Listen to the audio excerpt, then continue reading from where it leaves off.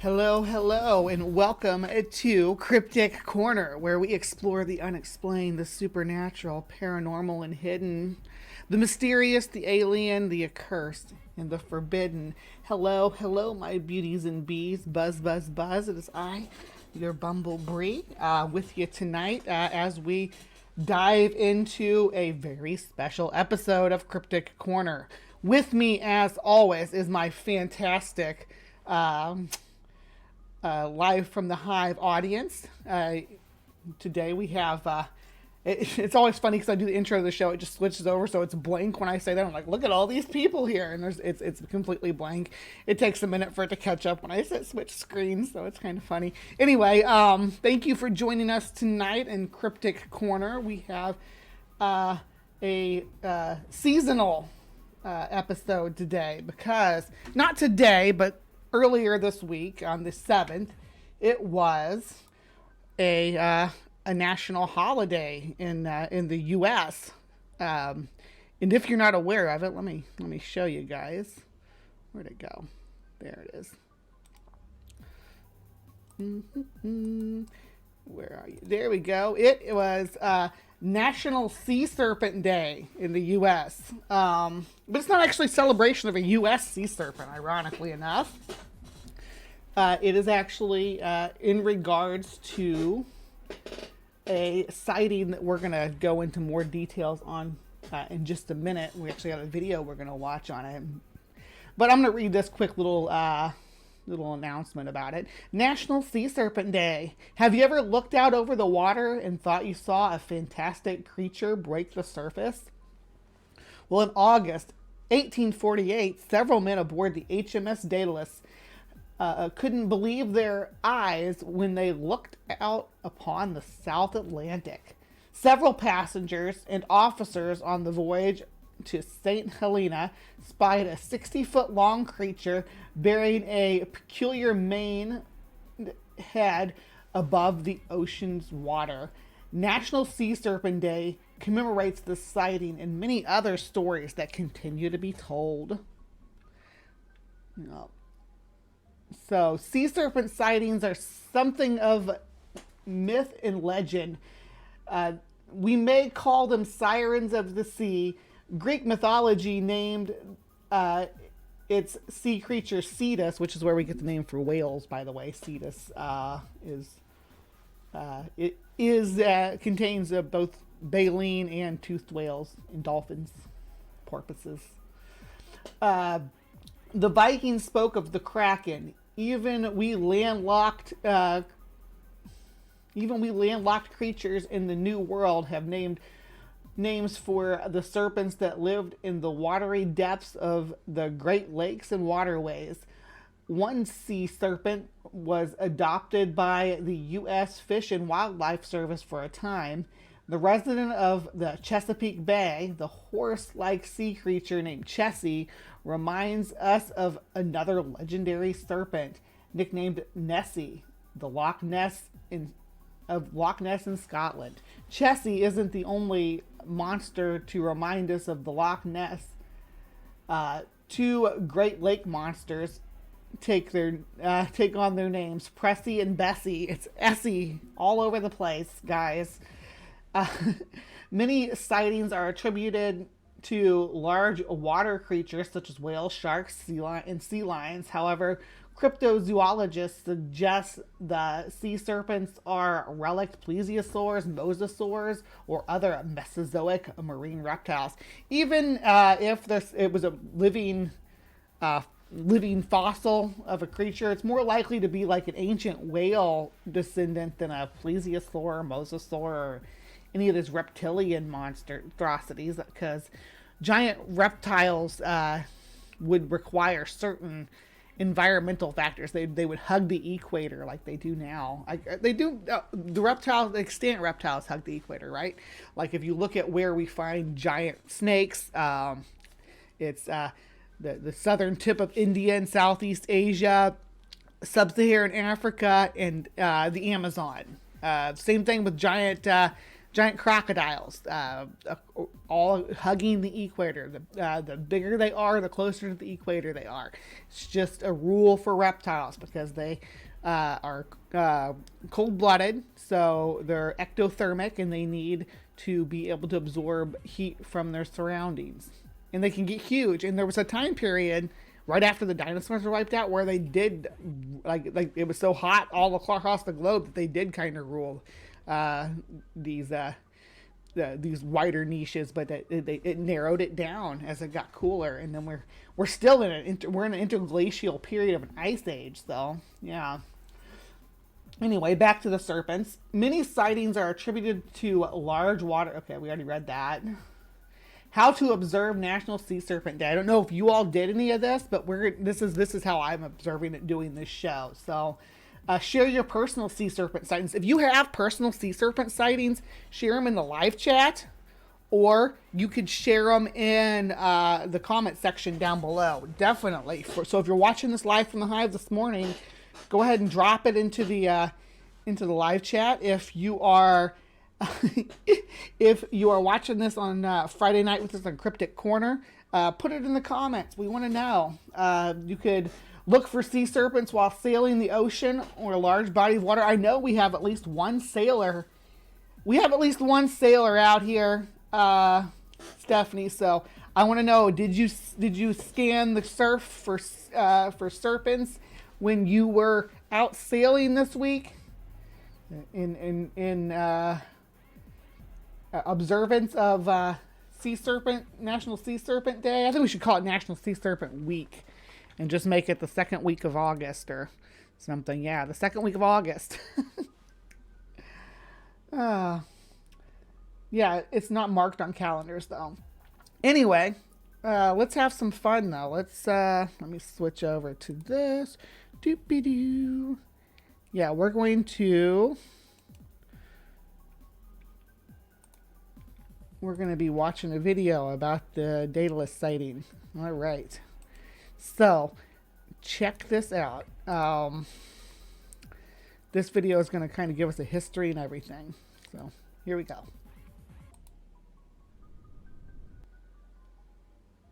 What?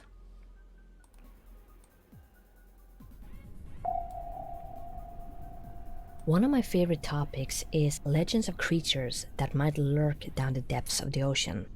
I've already done a few videos on these, and I probably will make many more because I do find it so fascinating. Let me know if she sounds alright. Sailors have spoken about seeing creatures in the ocean. Creatures that are either as big as islands with tentacle arms, or sea serpents that is larger than any of the largest ships at the time.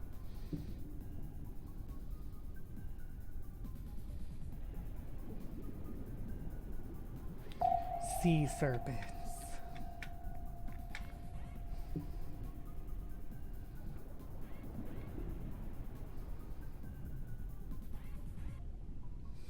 Since ancient times, the ocean has captured the imagination of many. Who knows what the depths of the oceans might be hiding? Many cultures around the world believed in sea serpents, and there are many myths regarding this creature. In just about any ancient seafaring culture, you'll find a story involving a sea monster or a sea serpent. Well, sea serpents, I think a lot of sea serpents, and we'll get more into this, are oarfish or maybe beaked whales. Here's a few of them. Scandinavian myths and tales are believed to be the main source of many European sea serpent legends. In Norse mythology alone, there is the massive serpent Jomungandr. who was so long that he encircled the entire world of Midgard. In some stories, Sailor would mistake Jormungandr's back for a chain of islands. He was fated to rise to the surface during Ragnarök and face the god Thor in one final fatal battle. Scandinavian folklore, especially that of Norway, has many tales of sea serpents. For instance, Saint Olaf was said to have killed a sea serpent in Volldal, Norway in 1028 AD. Yeah, let's check that out. I think I have that on the map, don't I? Man, I'm a mess today. Let me see.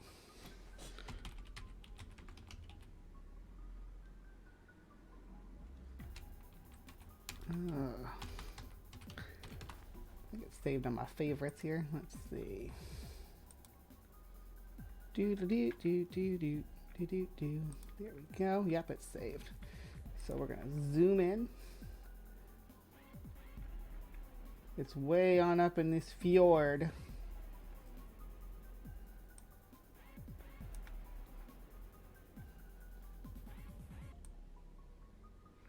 You know,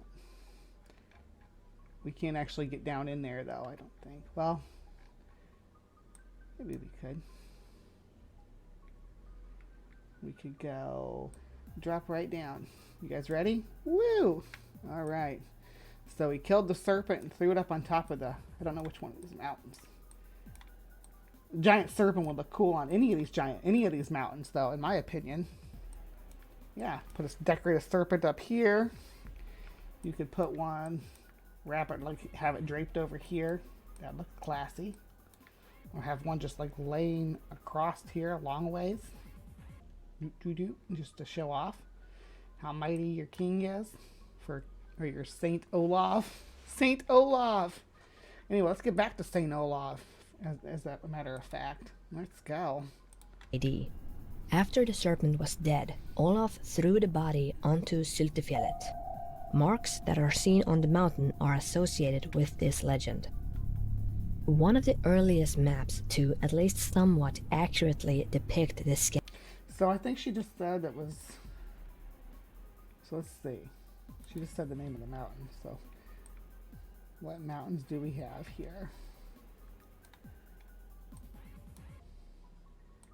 Tell us mountain names.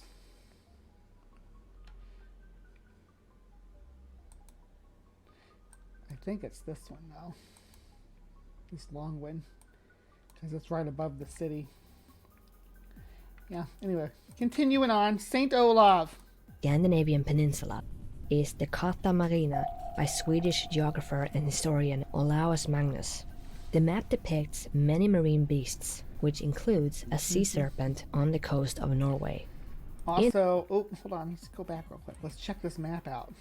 We got, so this is a tusked whale here. We got some more tusked whales spouting here. So I think the tusk is supposed to be like the baleen, I think.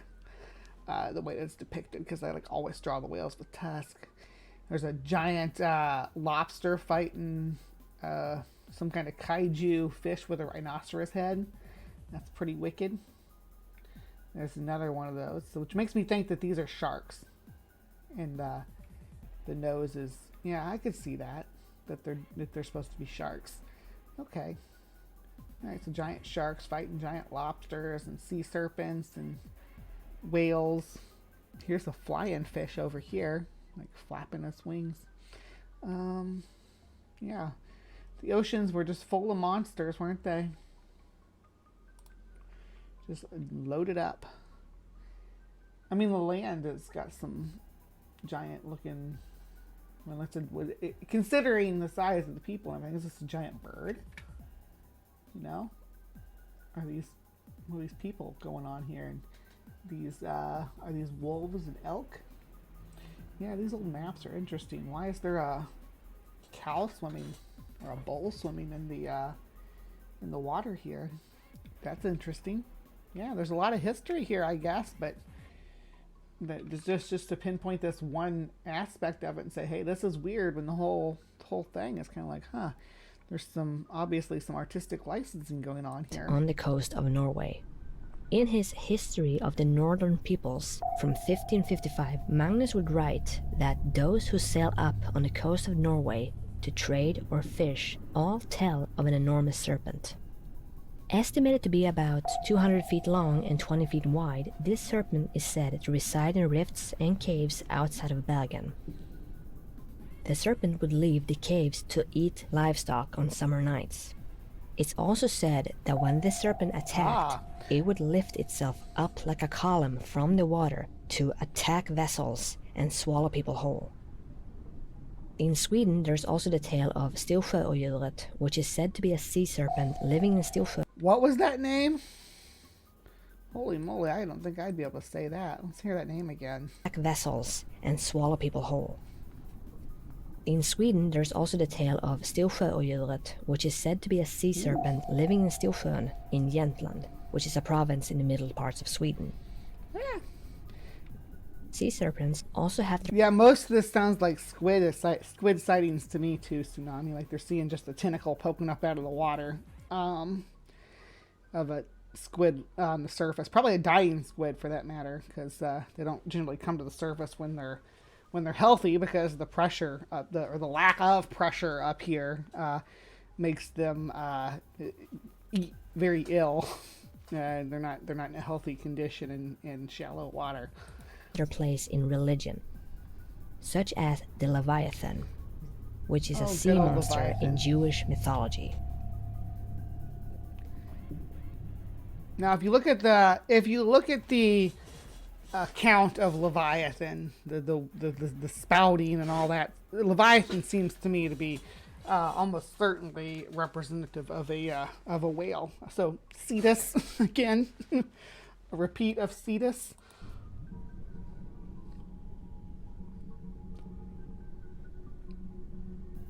Sightings of sea serpents and even sea monsters have been reported for hundreds of years, if not more than that. Here's a few of the more well-known ones. In 1639, the first American sea serpent, which later became known as the Gloucester sea serpent, was sighted off the coast of New England near Cape Ann in the United States. Near Cape Ann. It was described as a snake that laid coiled up like a cable upon the rock at Cape Ann. According to the national saint of Greenland, Hans Egede, the crew aboard a ship that was passing the coast of Greenland on July 6, 1732, saw a creature unlike anything any of them had ever seen before. This monster was longer than the vessel they were on, and it had giant fins and a small head. When it lifted its head, it appeared to be higher than the crow's nests on the main mast. See, and I think that they think it's his head, but it's one of the tentacles of the squid, one of the feeding tentacles maybe, that they're seeing lifting up. But it's hard to say. They could also be seen in oarfish. Of course, oarfish aren't famous for breaching above the water. Are you trying to summon Dagon there, Jason? Speaking Ralian, the language of the lost city of Ralia, where old Cthulhu lays dreaming. Oh. He's waiting till the stars align to rise again. Yeah, I'm with you. On the 6th of Here we August, are. 1848, Captain McQuahey on the HMS Daedalus. They always say the 6th of August, but our Sea Serpent Day is on the 7th for some reason. So I don't know what to see. That's why it should just be Sea Serpent Week. Now this one, the images that they draw here, to me look like an oarfish. Would report seeing a sea serpent between the Cape of Good Hope and St. Helena. While there has been some debate regarding the true identity of what this creature could have been, Captain McQuahey never stopped insisting that it was a serpent. On the 14th of April 1849, there were reports of a sea serpent off the Portuguese coast by the HMS Plumper. This creature was described as a long, black creature with a sharp head. Maybe it was a basking shark. That sounds like maybe a basking shark to me. Yeah, mistaken identity. That's where I'm going to go Throughout the with. centuries, sea monsters have been 100%. seen from both sailors on ships and people on shore, such as the Loch Ness Monster, which people from the shore and on boats have reported seeing. But despite this, no real physical evidence has been recorded beyond statements from witnesses, or in cases like the HMS Daedalus, drawings of creatures. And because of the lack of actual evidence, I don't consider the Loch Ness Monster a sea serpent. Let's get that straight right now. The Loch Ness Monster, the whole phenomena of lake monsters, is independent from sea serpents. There may be some overlap between the two, but it's a completely different phenomena. And though, again, overlaps do exist, in the way that the folklore is carried on. Sea serpents are usually and generally based on single sightings, right, of a unique looking creature, whereas lake monsters tend to be repeat sightings of what's believed to be the same creature in the same lake location. Serpents have been relegated to myths, and in many cases, the stories have been dismissed as being cases of mistaken identity. The biggest culprit for many of the sea serpent myths has to be the giant oarfish. The giant oarfish is the longest bony fish alive, and it can grow up to a length of around 9 to 11 meters. It's a massive fish. They live fish. in very deep water and are rarely seen on the surface unless they're sick. And despite how these people are holding this one, generally they live in an upright position. Their tail pointing down and their head pointing up. They don't. But when they get to the surface, they can't. In moving upward, they can't sit upright, so their back end starts to push against. Yeah, and then they end up looking odd and squirmy in the water. We might look at some videos of them. It's hard. I have a hard time playing animal. I have a hard time playing animal videos on here. I always get my videos demonetized or dying. Do it. And when swimming closer to the surface, it might resemble a snake in the way it swims. Something I don't think I mentioned in the video I did on the HMS Daedalus is the idea that creatures reported by sailors throughout history could actually be sightings. This is the same channel that did the other one, the one that got pulled down, by the way. Creatures that they may not be all that familiar with. Not necessarily sea monsters, but still large unknown creatures that aren't commonly seen. Such as the case of the giant oarfish, which is only seen on the surface if it's sick or dying, which means it's not seen that often. Same thing with giant squids. Another example of this is the kraken, or to be more accurate, the giant squid. The kraken is a famous mythological creature that many sailors have reported seeing throughout the years. In 1857, Danish naturalist... And we did a video on the giant squid and the kraken. It's been a few months back, so I'll probably put a link up there or something to it, so go watch that if you're interested in that. Japetus Steenstrup examined a large squid beak that had washed up on Denmark's shores several years earlier.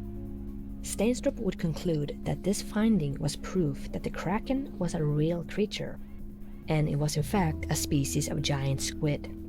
But despite his conclusion, the kraken was still believed to simply be a myth, meaning that for a long time the most accepted theory was that the kraken was based on a real creature, the giant squid, but that creature no longer existed.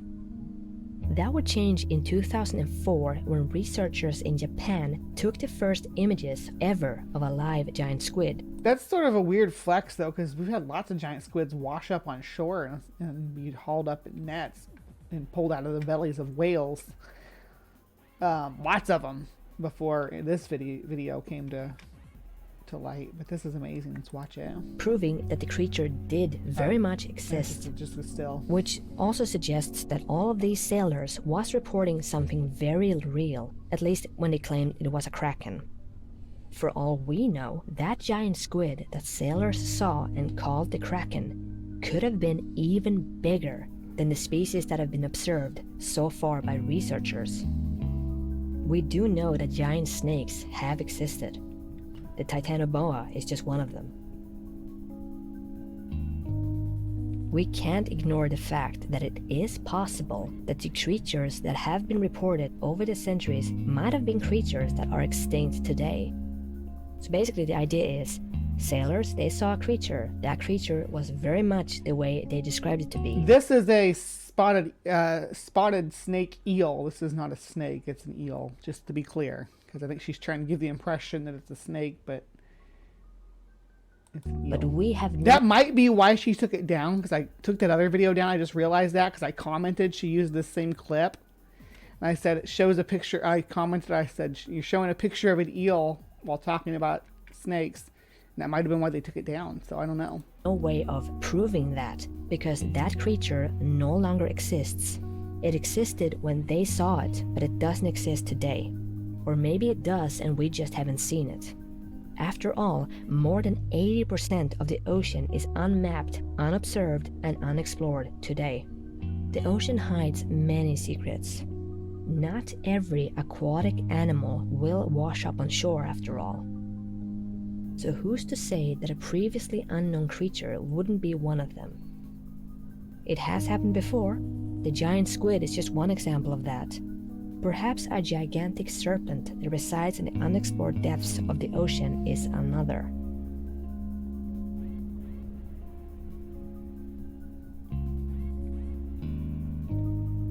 All right. So, that was Legend of the Sea Serpent. I'm going to see if she has that video back up on maybe a different... She's got lots of videos on here.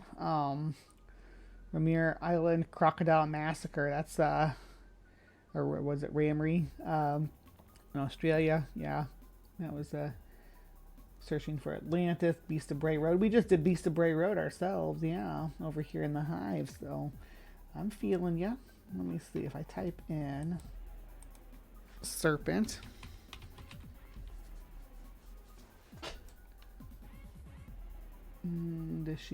She did take her dataless video down. Aw, I feel bad now. I feel like I'm like responsible for that. That's unfortunate. Shoot a video on Flying Dutchman too. I say she, maybe it's they. But it's definitely an eel though. I mean, I wasn't like, it's not bullying. I was just saying, hey, that's an eel, not a snake, right? Anyway, so sea serpents. I think beaked whales are maybe responsible for a lot of sea serpent sightings. Check this out. Like, a new species of beaked whale may have just been discovered. This was 3 years ago. And these guys have this, dorsal fin way back. So they're mostly front of their body, and the dorsal fin's like far back. Let's see, where was that? Scientists on an expedition with the Sea Shepherd Society believe they may have discovered a new species of beaked whale off the coast of Mexico. They were sailing the San Benito Islands 300 miles from the U.S. border when they made the unique find. The team was seeking out the source of a series of unidentified acoustic signals in the area when they saw 3 beaked whales. At first, they thought they had found a trio of Perrin's beaked whales, which would have been quite the feat as well. No one has managed to actually see a Perrin's beaked whale in the wild. The team soon realized that they might be dealing with an entirely unknown species, however. The whales amazingly surfaced 4 or 5 times really close to the ship, said bioacoustics scientist Elizabeth Henderson to Manga Bay. They actually seem to be circling us. We put in one of our acoustic recorders and they kind of checked that out. For beaked whales, it was incredible because beaked whales are typically so elusive when it comes to ships. Yeah, beaked whales kind of give humans a wide berth. So let me pull this up here and see if there's a short little video. On the second day of the campaign, we got probably what was the biggest surprise of my life. We've just spent 2 weeks out in the Pacific Ocean off the coast of Baja, working with a team of specialists in the Mexican government, looking for an elusive whale called the Perrin's beaked whale. Perrin's beaked whale has never been seen before by anyone that recognized what it was. We know that the animal exists because it is washed up on the shores of Southern California. We left from Ensenada and we were searching through an area that... See, so there's entire species of beaked whales that nobody's even seen alive and wouldn't know what they were looking at if they saw them in the wild. They would just be these toothy, streamlined, serpentine creatures. Because all they look like is they got a head with a long beak full of teeth and then a long, long body before there's a dorsal fin way back towards the back. Like it looks, it could always look like it's part of their tail structure. It was 35,000 square miles. I've developed these acoustic recording packages that drift around in the ocean with the currents. They have 2 hydrophones down to 150 meters deep, just to get the hydrophones, our ears, closer to the animals. We let them drift around for days to weeks, and then we recover the instruments, and then we have to download. Wouldn't you love to be participating in something like this? The data. During one of those drops, we actually had 3 whales that came right next to the ship in perfect glass water. We took everybody by surprise. It was clear it was a beaked whale. They surfaced very close to the boat, and then they came to us 2, 3 times. They came back to the boat. It was the most amazing encounter of beaked whales that I've ever had. Those ones are chubby. Fantastic. Over the next several days, as we reviewed the data, all the photographs, the underwater images, the acoustic data that we collected. They're so chubby and adorable. Look how cute they are. In the vicinity of the animal, it became clear we didn't see Perrin's beaked whale. We saw something new, something that was not expected in this area, something that doesn't match, either visually or acoustically, anything that's known to exist. With very subtle characteristics of coloration and markings. It's easy to jump to the conclusion that we found a new species. I really believe it. I believe we found something that's truly unique and never found before. And this is like searching for the last mastodon that's still somehow in a valley somewhere on this planet and then finding a unicorn instead. So it just sends chills up and down my spine when I think that we might have accomplished what most people would say was truly impossible. The ocean is such a special environment, and the marine life is so rich, and there is so much that we're still discovering about it, and also the impacts that humans are having on it and how those impacts are detrimental. So I think it's really important that we do our best as humans to reduce our impacts and to conserve what we have now, because not only will the loss of species and habitats and whole climates impact the animals within those environments, but it's going to impact us as well. There is so much unknown in science. It proves to me that we really don't know what is on this planet and what we have, and how much more we need to take care of it, respect it, and try and find what else is out there that we need to look after, you know. And like, could there be an even more unique beaked whale, or one that's extinct now that was sighted in the Atlantic and by sailors that had an even more reduced dorsal fin, for instance? There's maybe more streamlined. Who knows? There's also beluga whales, which don't have a dorsal fin at all. Beluga whales completely lack a dorsal fin. So there's that as well, but, you know. We just continue to decimate what we have, and at the end of the day, as we decimate those species, we're destroying our own life support system. Right. There are a lot of reasons we should be protecting the ocean, and the scientific work that we do often reminds us that we don't know everything, and in the world that we're living in right now, we're learning that every single day. We did UC Love. I'm glad you were aware of that. Yes, I did. I was talking about that. Hold on, let me see. I think I have that scheduled. It might have already released though. Just a second, let me look. Okay, talk amongst yourself. No, I'm just joking. Let me see here. So the deep sea kelp. Yeah, I think that was on do the forest below. Yeah, here we go. I'm gonna drop that into the old Chatterino here, so you guys can go pop over and watch that too.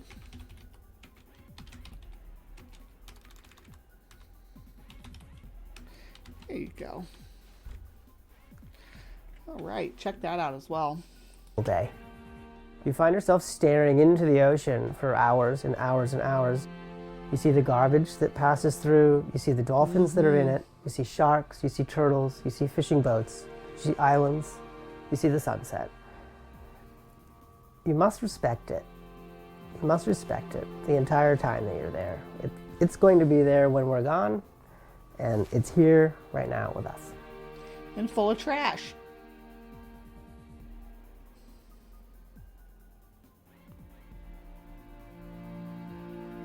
Yeah, so just wanted to add that on here for a little bit of context and texture to the show.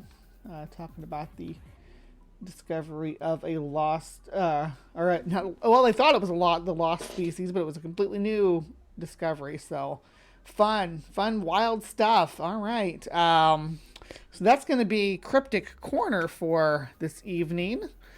I hope you all enjoyed our little venture down the Sea Serpent rabbit hole for observance of National Sea Serpent Day, which was earlier this week on the 7th of August. Please remember to be kind, take care, and we'll see you next time.